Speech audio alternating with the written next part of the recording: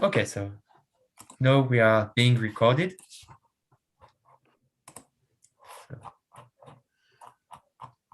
everyone, please be aware that you need to behave from now on.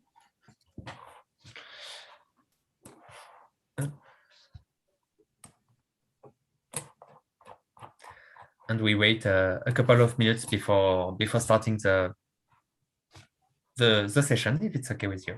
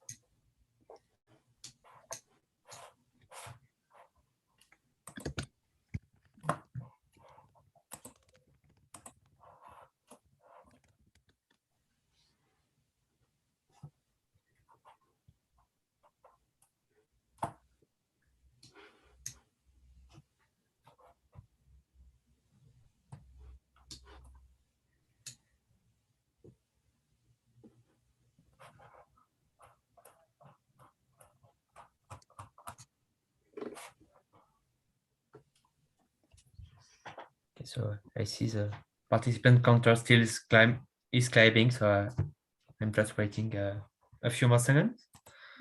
Okay. So how do you think we can start? You're okay to start? Yeah, I'm okay. I'm fine. Okay. Well, so welcome everyone. So happy New Year, and thanks for coming to this first One World Pretty Seminar session of 2022. So today we have the pleasure to have Au from Tsinghua University that will talk to us about crossing probabilities in 2D critical lattice models. So please go. Yeah, good afternoon, everyone. In fact, it is my evening time in Beijing. It is my great honor to speak at the One World Probability Seminar. And today we have a series of 2 talks. The first part will be given by me, and the second part will be given by my co-author, Evelina. So I will start my talk. So my topic is on crossing probabilities in 2D critical lattice models. On the first page, so in this talk, basically it is a summary on what I have been done in the past 6 years. And here I list all my co-authors here. So Vincent Bafaha is a researcher at CRS in France. Jian Ding is working at the University of Pennsylvania. Yong Han was my postdoc, and now he's a faculty in Shenzhen University. Mingchang Liu was my first PhD student. Evelina is my longtime co-author. Mathieu Vers, he was Jian Ding's PhD student. Now he's working at Facebook. Okay. So I will start. So my talk will have 4 parts. The first part is the background on Ising model. The second part is the topic. What are the crossing probabilities? Why interested? The third and the four parts are 2 other examples about Gaussian free field and the uniform spanning tree. So I will start with a very elementary definition with Ising model. So Ising model was introduced by Lens in 1920. It is a model for ferromagnet in order to understand the phase transition when people experienced in the experiment. So the definition is very easy. Suppose we have a finite graph, and at each vertex we put a plus or minus spin, and then we define the Hamiltonian of the system. So this is just for every 2 neighboring vertices, we take the product of the 2 spins, and then we sum over all possible edges, and then we put a minus sign in front. Here, easy calculation will show that this Hamiltonian is proportional to the number of discrete neighbors. And then Ising model is the probability measure of parameter beta. So for each spin configuration, it appears the probability for it appears is proportional to exponential minus beta times the Hamiltonian. So this is the definition of the model. And here is the three simulations for this model. So when beta is beta is called the inverse temperature. So when temperature is very low, we see that one of the spin dominate the system. So that it represents that the ferromagnet has ferromagnetization. As the temperature gets higher and higher, when the temperature is very high, the two spins mixed up. So this corresponds to the chaotic phase.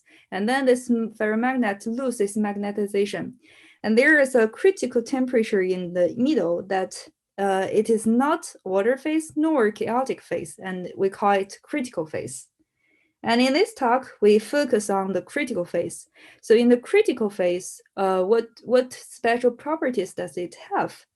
Rough answer is that if we are thinking about two-dimensional critical Ising model, the system becomes conformally invariant.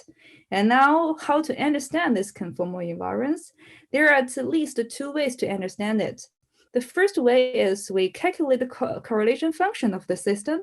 So we pick n points in the system, and we take the product of this n spins, and we take the expectation. And after we normalize it properly, this expectation will converge to a function in the location of the n points. And this is what we call correlation functions. And this correlation function eventually become conformally covariant. So this is one way to understand this conformal invariance of the system. And in fact, in the second part, Evelina will talk more on this perspective. Another perspective to understand this conformal invariance is that we look at the picture in the middle, and we see that there is a fractal curve separating plus and minus spin. And if we understand what is the law of these curves, we understand the whole system. And the second way to understand the conformal invariance is that, in fact, the law of these interfaces become conformally invariant in the scaling limit. And here is a precise statement. Suppose we will first simplify the model a little bit. So this is our Ising model in this box. And now I fix two boundary points on the boundary. And now I require all spins on this part of the boundary to be minus, and all spins on this part of the boundary to be plus. And in the inside, I just sample the system according to the critical Ising model measure. And now I can find an interface, this red curve, so that it follows the rule that to the left-hand side, I always have minus spin, and to the right-hand side, I have a plus spin. Here is a simulation with a Finner graph. And this is what we call the Ising model with Gaussian boundary condition. And the precise statement is the following. If we are thinking about critical Ising model on the square lattice with Gaussian boundary condition, then we're going to have this interface. And this interface converges weakly to a process called SLE3. So this is a stochastic process. It characterizes the law of this interface. So this is the conclusion for the Ising model. So far, if we are on this page, I will give a summary on what kind of conformal invariance we already know for the 2D critical lattice.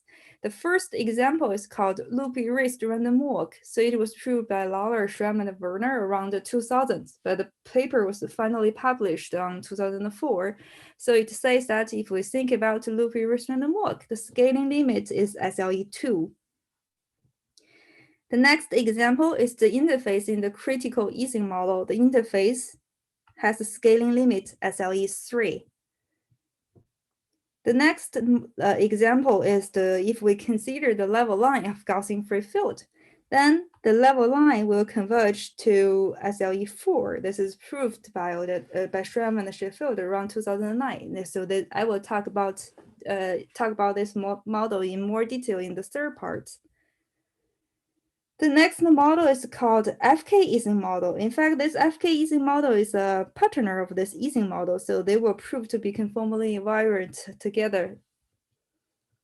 And the corresponding scaling limit is SLE 16/3.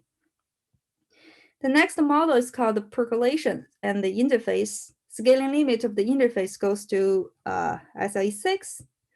And the last model, last example is called uniform spanning tree, and the scaling limit become SLE 8. And this is a topic of the fourth part. Okay, so this is a summary that so far we have this conformal invariance on these 6 models. So this is a background on the conformal invariance in 2D lattice model. And then I will go to the second part. What are the questions we are interested? So I'm interested in crossing probabilities. Here is the example with the Ising model. So in the first part, when I discussed the convergence of the interface, I say that we are considering the critical Ising model with Dubushian boundary condition, which means that we have 2 marked points on the boundary and we have a single interface. And now I want to change the boundary condition so that, for example, in this picture, I put 6 marked points on the boundary. And my boundary condition is alternating, which means it is plus, minus, and plus, minus alternating. And in this way, we're going to see that there will be 3 interfaces. And these 3 interfaces will connect among the 6 marked points. When there are 6 marked points, so these 3 interfaces do not cross each other, so that it will give a planar pair partition among these 6 marked points. And we know that when there are 6 marked points, there are going to be 5 possibilities as indicated in this picture. And my question is, what is the probability for each pattern?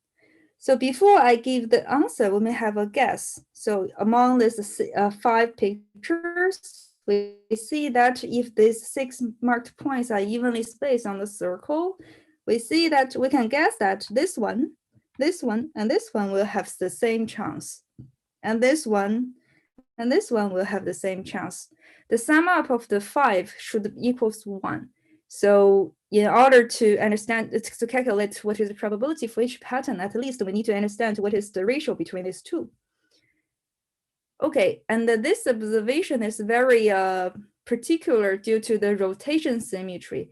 So suppose these 6 marked points are not evenly spaced on the circle, how we calculate the probability? This is going to be a complicated question.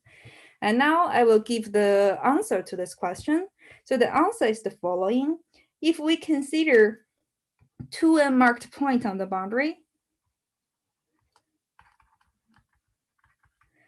then we're going to have n interfaces. This n interfaces will connect among these 2 unmarked points and give me a planar link pattern. And this planar link pattern can take any possible planar link pattern. And the total number of this is the Catalan number. And my question is, what is the probability for each possibility among this Catalan number of possible planar link patterns? And the answer is this. So if I take the size of the lattice goes to 0, then this probability will given by this ratio. And here, the numerator Z alpha is what we call pure partition functions. And the denominator Z Ising is just the summing up of all possible numerators so that all probabilities sum up to 1. Okay, so this is the answer, but in fact, I haven't told you what are the pure partition functions. So the definition will come in the next page. Before that, I will mention that we are not the first people who discovered this formula. So in fact, this kind of formula already partially conjectured in previous work by Bauer, Bernard, and Kitola, and partially solved by Izurov. But the complete answer is given in our work. Okay, so now let me explain what are the pure partition functions. So here is a precise definition. This is a collection of smooth functions satisfying three properties. The first one is that they satisfy a system of 2n second-order PDEs.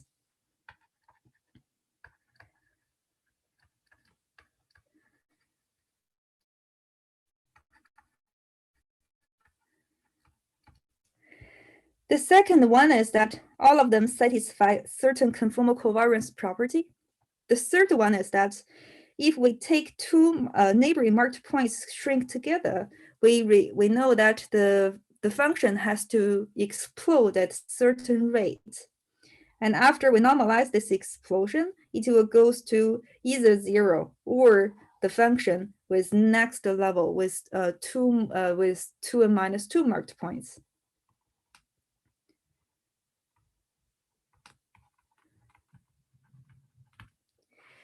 Okay, so this is the precise definition of, now of course you may ask why, where does this definition come from?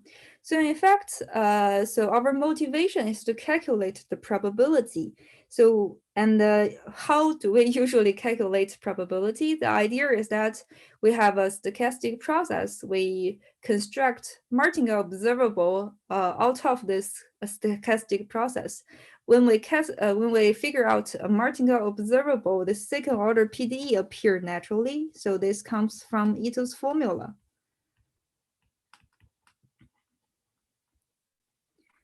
So this is where does this PDE come from? The second one, this conformal covariance. As we already know that the system will become conformally invariant in the scaling limit, so we know that the probability will be something conformally invariant. So it is very natural to expect that this kind of functions has to satisfy certain conformal covariance property. So this is because the system is conformally invariant. Okay, so this is the reason for the second property. The reason for the third one is that, so now we have two unmarked points on the boundary. Suppose we have two neighboring points. They are getting very close to each other. So what we would expect? So we would expect that the interface connecting these 2 points will become smaller and smaller, and eventually it will disappear. Now, after this interface disappears, we know that there are remaining n-1 interfaces. And when we calculate the probability, we know that if we start with the probability with n curves, when there's a small curve disappear, then the probability should be compatible with the probability for this n-1 curves. So this is where this asymptotic comes from. So this is compatibility of the probability.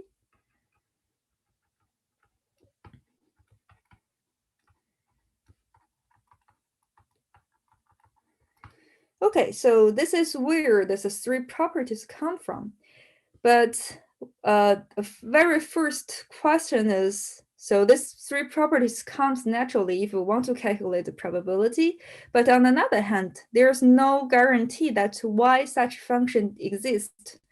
And if we know that they exist, do we have characterization of these functions? So this is not clear. So the first question is, after we give this definition to pure partition functions, do they exist? And if they exist, are they unique?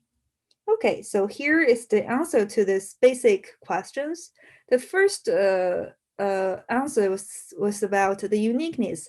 So it was proved by Floch and Kleben in 2015 that if we fix the parameter kappa between 0 and 8, then if there exists such a collection of functions satisfies the PDE, conformal covariance, and asymptotic, then they are essentially unique. So here I put essentially means that we need an extra condition, but this extra condition is very weak. So basically, yes. So if there exists this such functions, they are unique. The question is about the instance. So far, there are three conclusions about the existence. The first one was given by Kitola and Peltola around 2016. So they use Coulomb-Bougas technique to construct these functions, this pure partition functions explicitly by this Coulomb-Bougas integral. And there, in their work, the only one drop.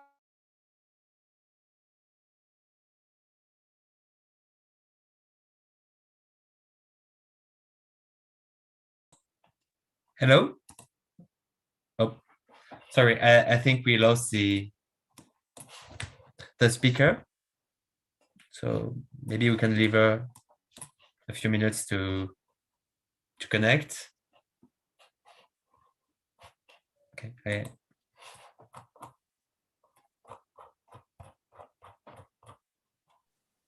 We can have some questions if anyone has some. I can try to answer. Yes, good idea. Thank you. So if anyone has any question, you can unmute yourself or type them in the chat. I have a quick question. So the third condition, where we had 0 else, why isn't the condition taking out like all of the intermediate points, right? If you have 2 points collapsing together, then it's like all the intermediate points collapse together. I see. So the formula was regarding 2 consecutive points. But you could look at some more complicated asymptotic properties, which are actually hard to come by systematically.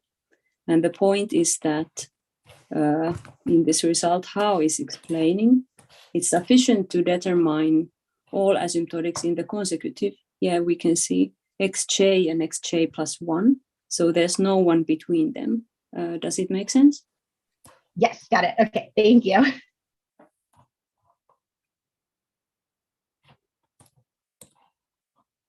Okay.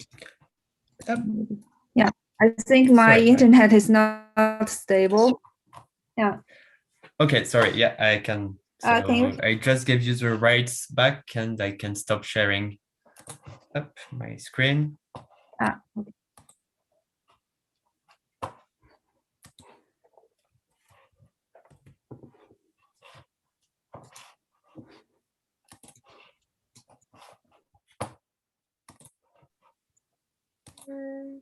So just in case, I can send back the slides to everyone. Yeah. Yeah. Okay. Oh, can you see my slide now? Not yet. I see a black screen. Okay, so no, it's good for me. Okay. Can you see my slides? Yes. Yeah. Okay. Okay, so where I was. Okay, so about the existence of this collection of functions, the first work is about the existence given by Kitola and Peltola. So the only drawback in their work is that they have to assume that all kappas has to be irrational. So they prove that if kappa is irrational, then this collection of functions do exist.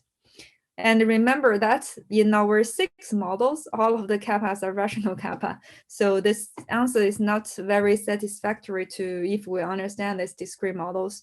The another 2 proof for the existence is the second one is given by Evelina, me, and Vincent. So there we construct a pure partition function for kappa between 0 and 4.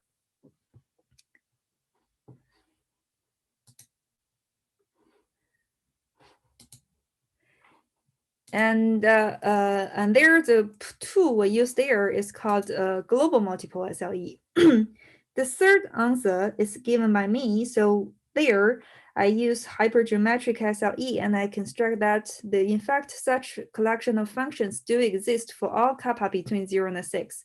So here this interval is already big enough to include 5 of the models that we are interested in.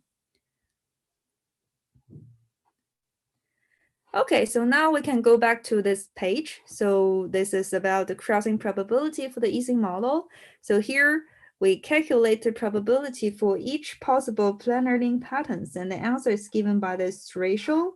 And here the numerator z alpha is the pure partition function on the previous slides, and there the kappa equals 3.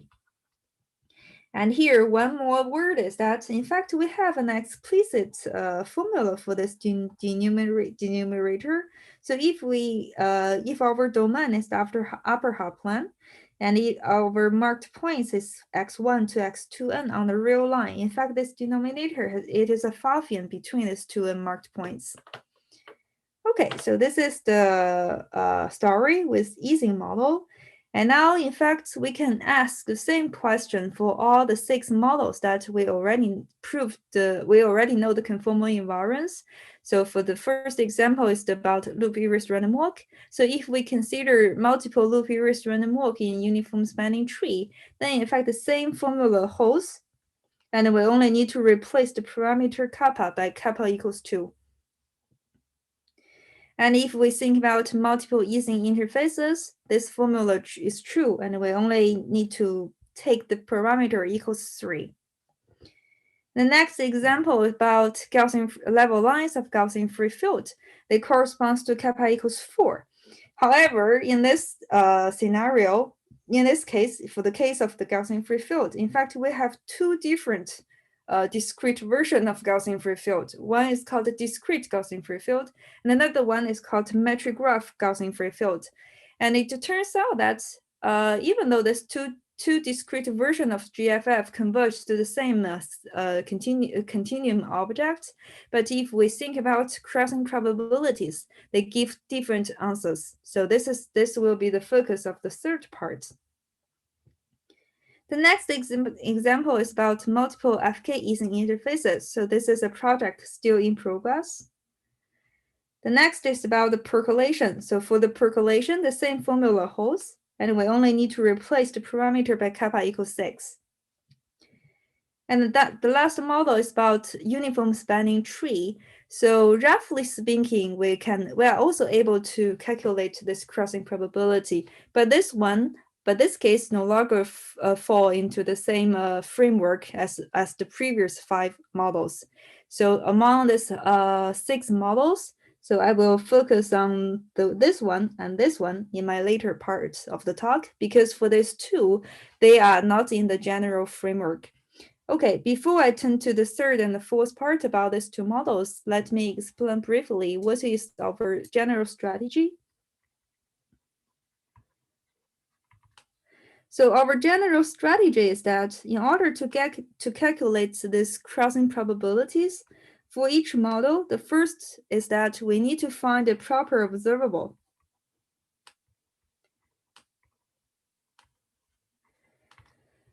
So when the conformal invariance of these models was first proved with Dobrushin boundary condition, there is already an observable to solve the question. And in our case, because our boundary condition is much more complicated, so the first step is we need to find a proper observable so that it treats what we want for this complicated boundary condition. So usually this step is require the most intelligence. And the second step, we need to solve the Loebner chain of the limiting curve. So from the observable. So for this step, it is usually involve technical analysis on the observables. And for the third part, we need to derive crossing probability from the Loebner chain of the interface. And here we use a martingale argument. And for this step, it is usually also technical analysis. Okay, so this is a general strategy. And among this framework, I have already said that this model, the level line of Gaussian free field, and this one, uniform spanning tree, doesn't fall into the general framework. So I will explain more in detail what happens to these 2 models. So this is my third part about Gaussian free field. So I will start with the most standard definition of discrete Gaussian free field. So for the discrete Gaussian free field, it is defined on a discrete lattice. And at each vertex, I have a Gaussian random variable, and this collection of Gaussian random variable form a Gaussian process. For the Gaussian process, the covariance is given by the Green's function for the simple random walk, and the mean value is 0. So this is a discrete Gaussian free field with mean 0. And in general, for a discrete Gaussian free field with mean with another mean, so the definition is very easy. So it is just a discrete Gaussian free field with mean 0 plus a deterministic harmonic function. And in other words, so for a discrete Gaussian free field with mean with mean gamma partial, it is a Gaussian process. At each vertex, we have a Gaussian random variable. The covariance is the same as the Green function. It is the Green's function for simple random walk. And now we only need to change the mean value. The mean value is given by the harmonic function. So this is the discrete GFF. In the work by Schramm and Sheffield, they studied the level line of this discrete Gaussian free field. So there is a very particular boundary data, which is called lambda. So this lambda is a fixed constant. They prove that if we fix 2 marked points on the domain, and we require all boundary data here to be plus lambda, and all boundary data here to be minus lambda.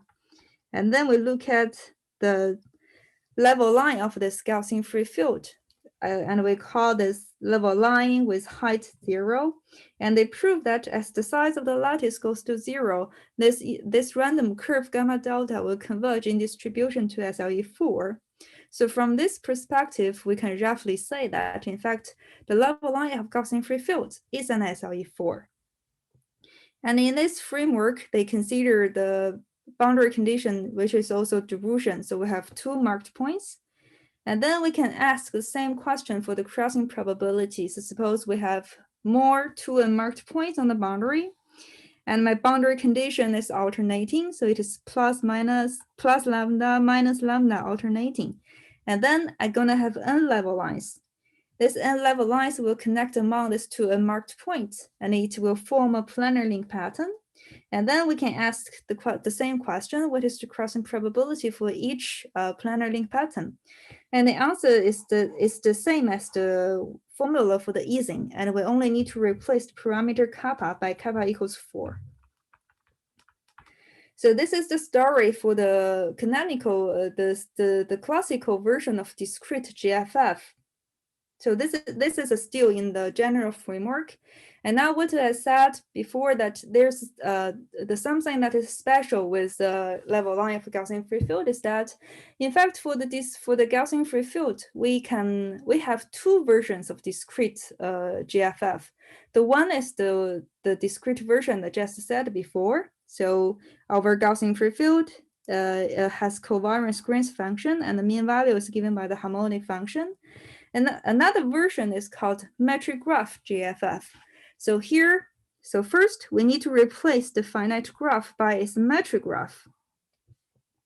And then for each vertex, this gamma x is a Gaussian random variable, and together they form a Gaussian random Gaussian process. And now the covariance is given by the Green's function for the Brownian motion on this metric graph. And the mean value is the same before. It is given by the deterministic harmonic function.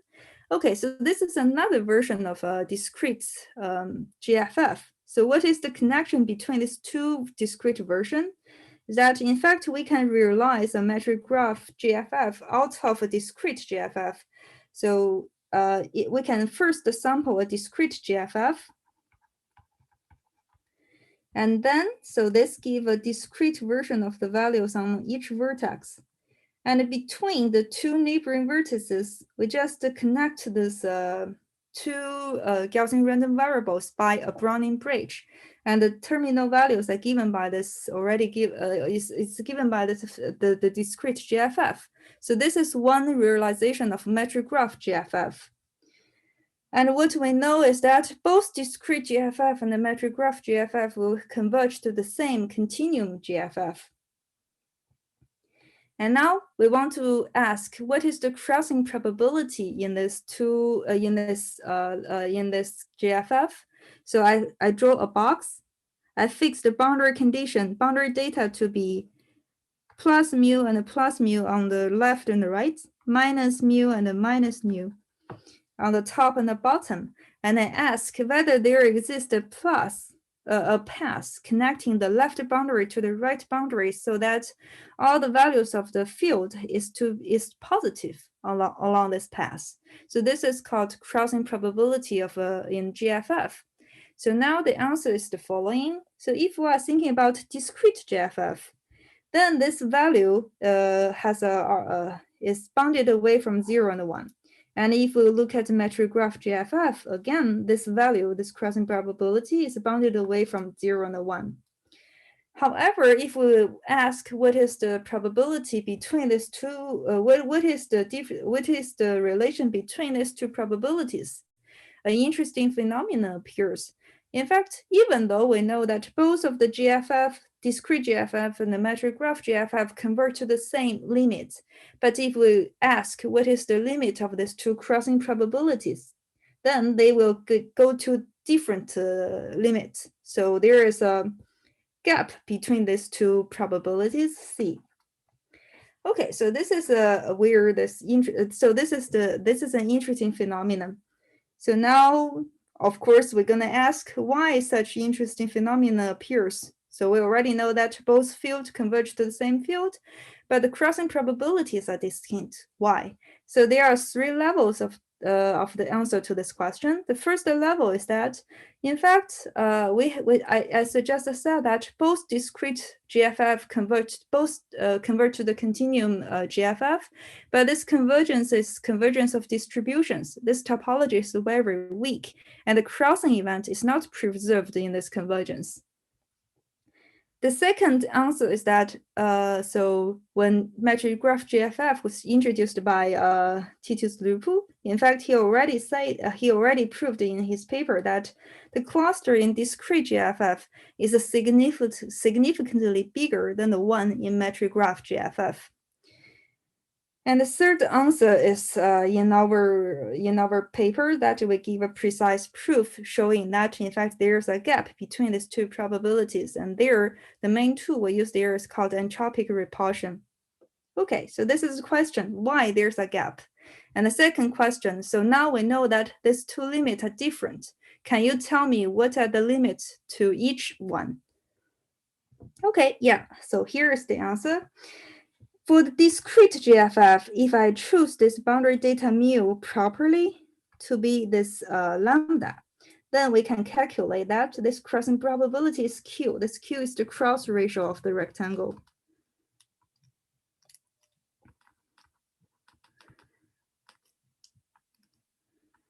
Okay, and in the metric graph GFF, if I choose this boundary data properly, mu equals 2 lambda, then this limit, in fact, it become Q to the power 4. So this Q is the same Q, it's the cross ratio of the rectangle.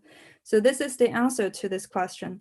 So in fact, we are able to calculate more general crossing probabilities in the metric graph GFF. So here is the answer to this question. So if we have 2 unmarked points on the boundary, and we have different connectivity patterns, and the probability of this pattern can be given by this one.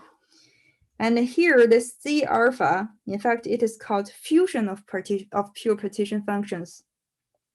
Okay, and you may listen to more detail about this fusion of the pure partition functions in Evelina's talk.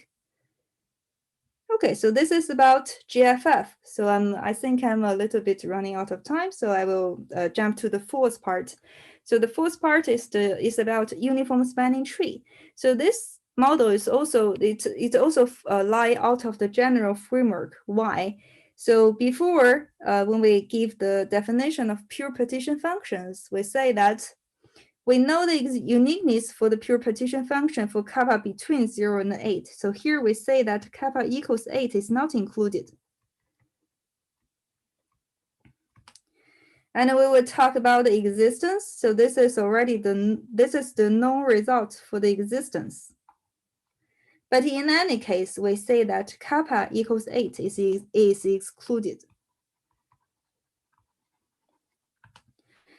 And then a natural question is, what happens to kappa equals 8? So in order to give a meaningful definition of this partition functions when kappa equals 8, we need to go back to the discrete models, so which is the uniform spanning tree. So I will give a brief definition of uniform spanning tree. We start with a finite graph. A tree is a subgraph that without loops. A spanning tree is a tree that it covers all the vertices. And the uniform spanning tree is the tree that sampled uniformly among all possible spanning trees. And here is the first conclusion about uniform spanning tree that is conformally invariant. So in this model, we look at the Gaussian boundary condition. We fix two marked points A and B, and we require this part of the boundary edges. We force them to be considered to be contained in the tree. And this is called, and another part, we don't do anything. So this is the wired boundary part, and this is the free part. And with this boundary condition, in fact, we can draw a piano curve lying among the primal tree and the dual tree. And this is what we call the piano curve. And the first conclusion about this piano curve is that this piano curve in uniform spanning tree with the Gaussian boundary condition will converge to SLE cap 8 with kappa equals 8. And now we want to ask the same question. What is the crossing probability when we consider more marked points on the boundary? So here is an example with 6 marked points.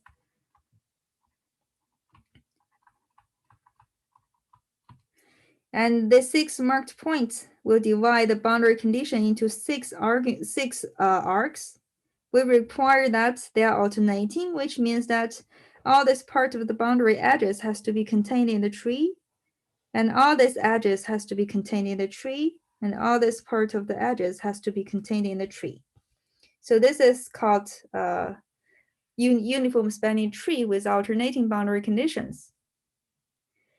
And note that all these wide arcs, they can be wired further from outside. So they give different connectivity patterns on the outside of the polygon. And then we sample the uniform spanning tree inside this polygon. And we draw the piano curve. So here is one example with 8 marked points. And we say that if we encode the boundary condition by a planar link pattern, and we encode the inner connectivity of this piano curve also by planar link pattern, so the meander matrix between these 2 link patterns has to be 1, because we are thinking about a tree. This is the meander matrix. And now we asked the question, what is the probability for each of this pattern appears? And the answer is the following. The connection of this piano curve form a planar link pattern A, delta. And for each possible alpha, the probability is given by this ratio. And here, the denominator Z alpha is called the pure partition function for multiple SL8. And this denominator F beta is called Coulomb gas integrals. I will give its precise definition on the next page. Okay, so before I turn to the next page, so we are now the first people to consider this kind of probabilities. So in fact, in a work by Kenyon and Wilson in around 2011, they also calculated the probability for the left-hand side. So in their work, they gave a systematic way to calculate the probability in this left-hand side. However, it is not clear why their answer is the same as the right-hand side in our slides.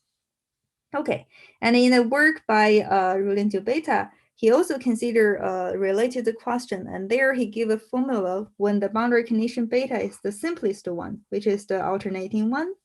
Okay, so now I will explain what are these F betas. So this F beta is called Coulomb gas integral. So this is an explicit formula for this collection of functions. So this is a big integral of this integrand. So in principle, this integral has complex value. Is complex valued.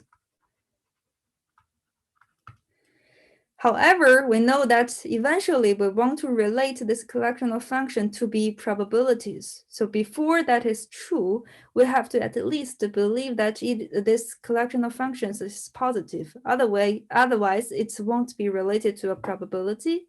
So in fact, in order for it to be positive, we need to choose this multi-valued integrand to be properly. So we need to choose it to be real and positive on a certain domain and then extend it analytically to the other places. Okay, so this is how we choose this integrand. And the conclusion about this collection of Coulomb gas integrals is the following. So in fact, we can first prove that this collection of functions satisfies PDE and the conformal covariance. This is the same as before, and this is consistent with the general framework. And then, in fact, for this collection of functions, it is highly non-trivial to prove that they are indeed positive. And the last property of this collection of Coulomb gas integrals is the asymptotic. So here, this is where that is the fall out of the general framework. So when we look at the asymptotic of this collection of functions, we find that if these 2 points are paired together in the boundary condition, and this function will explode as xj as the difference of the 2 points to the power 1/4. However, if these 2 points are not connected in the boundary, it will have the same polynomial part with an extra log term. And after we normalize this explosion properly, then it will also converge to a finite limit. So this is very different from the general framework. Okay, so this is my almost the last slide. So this collection of Coulomb gas integrals, in fact, this properties doesn't come from nowhere. So in fact, before our work, there are already many conjectures in the physics literatures about this log CFT connection between the UST, the connection between the UST and the log CFT.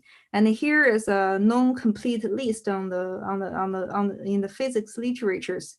So in fact, our work give a rigorous result towards a log CFT description of the scaling limits of the UST description, and the corresponding central charge is C = -2. And I think this part will be the main focus of the second part of Evelina's talk. Okay, so here is a list of the references that is related to me. And okay, I will stop here. So thank you very much for your talk. I think a round of applause is due. You can unmute yourself if you wish. Mm-hmm. So that I don't feel alone. Okay, so no problem. Are there any questions? So if you have questions, please either unmute yourself or put them in the chat.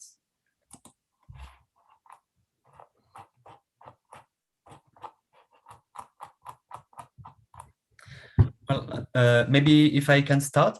So you mentioned that there is 2 different crossing probabilities in the scaling limit of discrete GFF and metric GFF. Yes. What would happen if you consider a Gaussian process that is not exactly a GFF? Like, for example, where the covariance is given by the green function, but plus a reasonable perturbation. So it depends on whether it still fall into the universality class. So of course, the first step we need to understand what will be the limit of the level line, and if the limit is the same as SLE4, then I would expect that similar phenomenon would appear. Okay, so for the whole class of let's say Gaussian multiplicative chaos, like log correlated Gaussian multiplicative chaos, similar results should hold, but maybe with different crossing probabilities. I think if the level line fall into the same universality class as the standard GFF case, the answer should be the same, I think. Okay, thank you. Are there more questions? Yeah, I want to ask for the Gaussian free field, when you are putting your alternating boundary condition, do you always using like a mu, minus mu plus mu and minus mu plus mu? Is that possible? Yeah. It's like a different, I don't know, value on. Maybe you can make it positive minus and positive minus, but it doesn't have to be at the same, have the same absolute value. Yeah, so in fact, this is a good question. So in fact, in here when I write the answer to this question, so this constant mu has to be chosen very properly. And of course, you can even ask if I change the full values on the boundaries, and I can ask the same question. And the short answer to this question is then I don't know how to calculate the probability. Okay, thanks. Yeah, so in fact, in order to calculate explicit this probabilities, the boundary data has to be chosen very carefully. So if you change it to something else, then I don't know how to calculate it.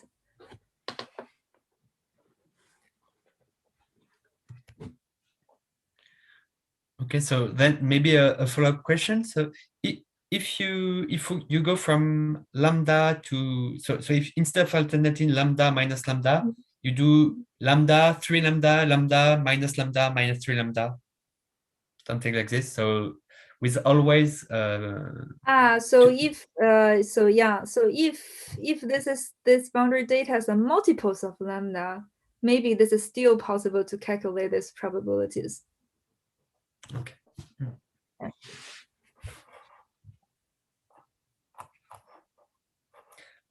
Are there some additional questions? Maybe a comment on the last question. So if I remember correctly, in one of our papers about the GFF with how there is partial answer to your question if you modify the boundary conditions in this way, but we didn't elaborate it very much there. Yeah, so if the boundary data is multiples of lambdas, yeah, it is possible, but we need there needs some care to look at which version you are thinking. So if it is discrete version, it will be easier. But if it is metric graph version, so in fact, multiples of lambda will give rise to higher fusion of the pure partition functions. Okay. Yeah. And this, is there a nice interpretation of the reason why for the metric GFF you need 2 lambda instead of lambda?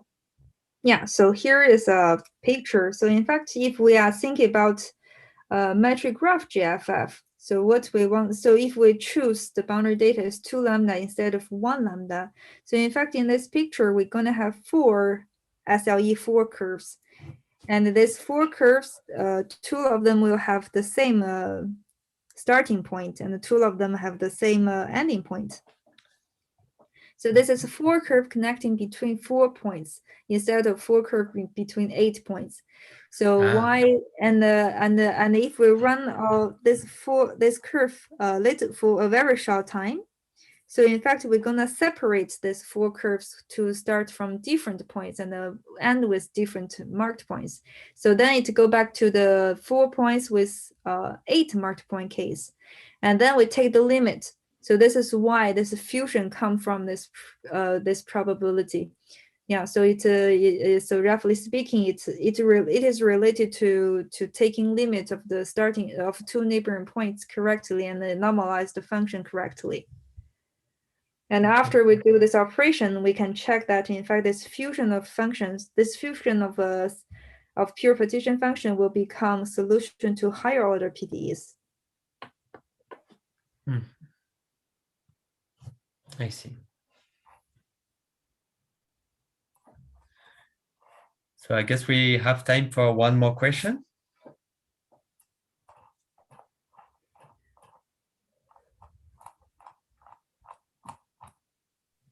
Maybe about the formula of the metric GFF. I find it so miraculous that you have the fourth power of the cross ratio, while for the discrete one you have the cross ratio. I think I already asked this many times, but it just comes from the calculation, right? Yeah, so for me, it just comes from calculation.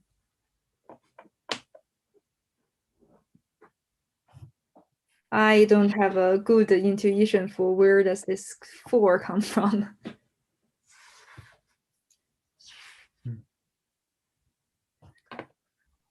Okay. Yeah, well, so oftentimes there's some kind of CFT reason, but here I don't see one. But yeah, so thank you.